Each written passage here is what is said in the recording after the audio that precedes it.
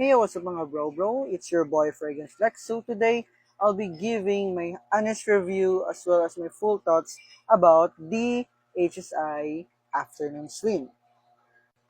So big shout out to Teacher Vince for giving me this or swapping his HSI afternoon swim with me kasi ibibigay ko sa kanya yung one of the freebies na ibinigay din sa atin ni John Chris. Well, anyway, matagal ko na tong gustong i-review. So, here we are. And by the way, just to add with this, I ordered this together with my Hasivat. So, I think mga more than 2 months na din to sa akin or 3 months. I don't know. Basta ganun. So let's talk about its scent. All I can say, this one is a very citrusy, musky na perfume. If you know the scent ng isang orange juice, ganun yung amoy ni afternoon swim. All I can say, the opening, amoy tang na powder siya for me. And then on the dry down, parang natimplang tang na yung kanyang amoy.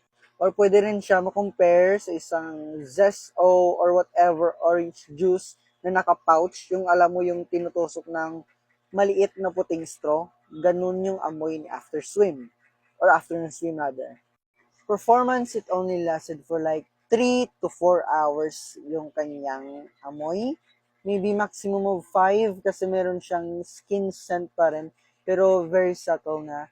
And then for its projection, it's only average, and then it only lasted for like 30 to 45 minutes yung kanyang projection. But for sillage, very minimum lang, but still it does leave a sillage. I wasn't actually expecting about a beast mode performance about this kasi even the OG doesn't really perform according to some people or some content creator who have the OG afternoon swim. So I think this one is just very good for its price. I'm not glazing this also.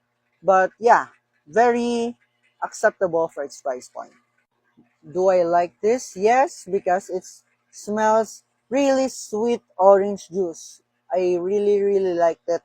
Pero if sana tumatagal to yung kanyang amoy, I would really appreciate this and put this on my list.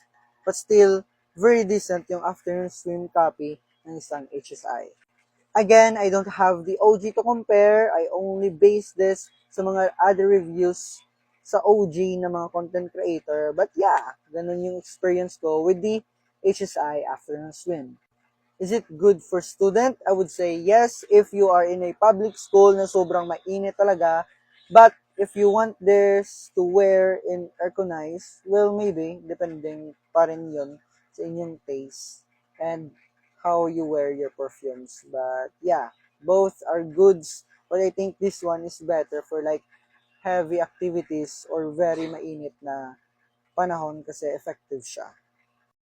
I think it's one of the perfumes na maganda yung amoy, but talagang let down lang yung kanyang performance, especially yung longevity of this perfume. But still, you get a decent amount of compliment if you wear this. Kasi amoy orange juice siya, my gosh. Yung isang workmate ko nga, sabi niya, uy, ang bango, amoy dalandan. I'll still accept that as a compliment din naman. So, yeah, who we are to complain even if it's just inspired, no, di ba? Compliment is a compliment. So, matik may compliment ka pa din with the HSI afternoon swim. So, that's it on my full review. And 4 minutes na tong video. I'm so sorry, guys. Anyway, include ko na rin to sa video. But if you are near or taga Iloilo City ka, shout out sa mga Ilonggo da. Or sa mga Ilonggo diri gali.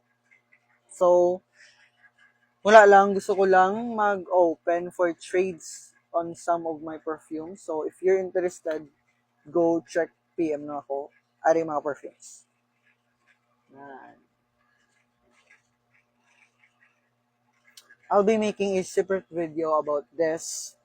So, if you're interested, makipag-trade ng perfumes or whatever, pada, you want to avail, you want to simply trade lang, let's go. Let's have that. And yeah, message me lang.